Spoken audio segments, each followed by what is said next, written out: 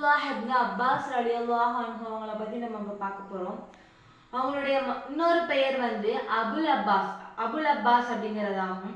அவங்க வந்து அவங்களுடைய தந்தைக்கு முன்னாடி அவங்க தாயோட சேர்ந்து அவங்க வந்து இஸ்லாத்தை ஏற்றுக்கிட்டாங்க. அவங்களுடைய தாய் பெயர் வந்து லுபாபா. அவங்க வந்து 10 வயசுக்குள்ள முழு திருக்குரானையுமே மனனம் செஞ்சவங்க. அவங்க திருக்குரானுடைய விளக்கத்தை ரொம்ப அறிஞ்சவங்களா இருக்காங்க. அதாவது திருக்குரானுடைய விளக்கத்தை கேட்டாக்கா அவங்க வந்து எல்லாமே சொல்லுவாங்க. அவங்க வந்து ரொம்ப அறிஞ்சவங்களா தெரிஞ்சவங்களா இருந்தாங்க அப்படின்னு சொல்லிட்டு சொல்றாங்க. அவங்க வந்து ரசூல்லா மேல அவ்வளோ பிரியம் வச்சிருந்தாங்க. அதாவது எல்லையில்லா பிரியம் வச்சிருந்தாங்க. ஒரு நாள் வந்து ரசூல்லா சிறுநீர் கழிக்க சென்றப்போ அவங்க அதாவது அப்துல்லாஹ் இப்னு அப்பாஸ் ரலியல்லாஹு அன்ஹு அவங்க வந்து ஒரு பாத்திரத்தை தண்ணி வச்சுட்டு நிக்கிறாங்க. ரசூல்லா வந்து திரும்ப வரையில அதை பார்த்து சந்தோஷமாறாங்க. பார்த்து சந்தோஷமாயிட்டு அவங்க அப்துல்லாஹ் இப்னு அப்பாஸ் ரலியல்லாஹு அன்ஹு அவங்களுக்காக அல்லாஹ் கிட்ட துஆ செய்யறாங்க. இவங்களுடைய மறுமைக்காக அல்லாஹ் கிட்ட வந்து ரசூல்லா வந்து துஆ செய்யறாங்க.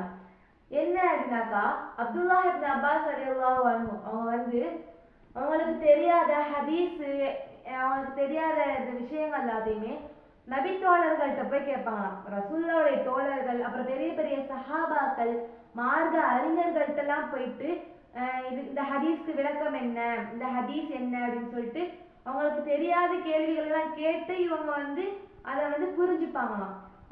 அவங்களுக்கு தெரியாத இல்முகள் எல்லாம் போயிட்டு நபி தோழர்கள் எல்லாத்தையுமே போய் கத்துக்குவாங்களாம். அப்படி ஒரு தடவை அவங்க வந்து ஒரு மார்க்க அறிஞர்கிட்ட ஒரு ஹதீஸ் கேட்கறதுக்காக போறாங்க. அப்ப அவங்க வீட்டுடைய கதவை வந்து மூடி இருக்கு. அவங்க வந்து கதவை தட்டி எங்க அவங்க வந்து அதனால எப்படி சொல்றதுன்னா அவங்க அதனால எரிச்சல் ஆயிடுவாங்களோ, அவங்க வந்து சங்கடப்பட்டுருவாங்களோ. கதவை தட்டினாக்க சில பேருக்கு சங்கடமாகும்.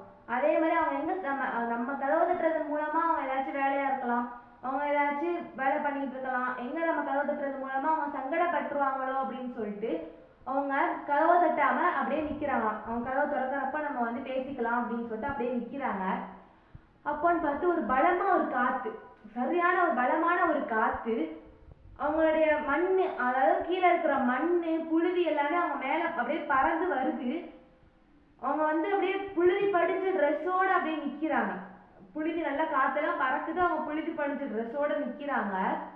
அப்போன்னு பார்த்து அவங்க வந்து ஏதோ ஒரு வேலையா கதவை திறக்கிறாங்க. அந்த மாதிரி அறிஞர் வந்து ஏதோ ஒரு வேலையா கதவை திறக்கிறாங்க. அப்போ வந்து அவங்கள பார்த்த உடனேயுமே ரொம்ப அதிர்ச்சி ஆயிடுறாங்க. ஏன்னா அவங்க புழுதி படிஞ்ச ட்ரெஸ்ஸோட நிக்கிறாங்க. அதை பார்த்த உடனே அதிர்ச்சி ஆயிட்டு அவங்க வந்து வருத்தப்படுறாங்க.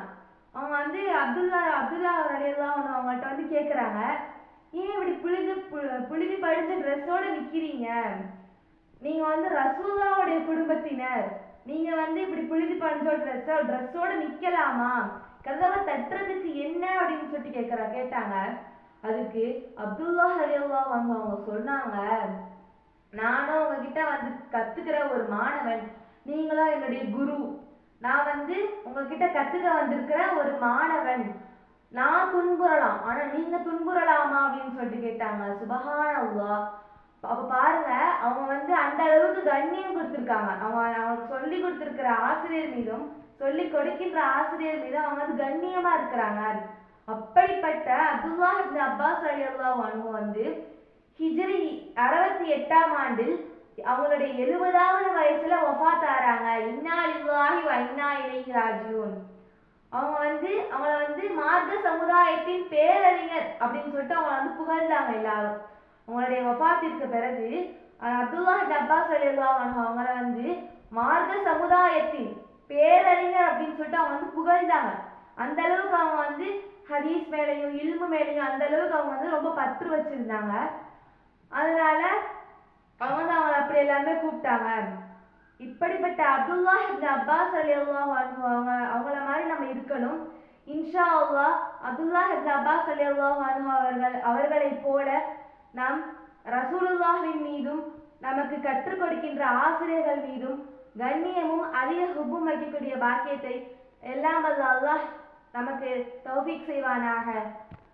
வாஹிரு தவானா அல்ஹம்துலில்லாஹி ரப்பில் ஆலமீன். அஸ்ஸலாமு அலைக்கும் வரஹ்மத்துல்லாஹி வபரகாத்துஹு.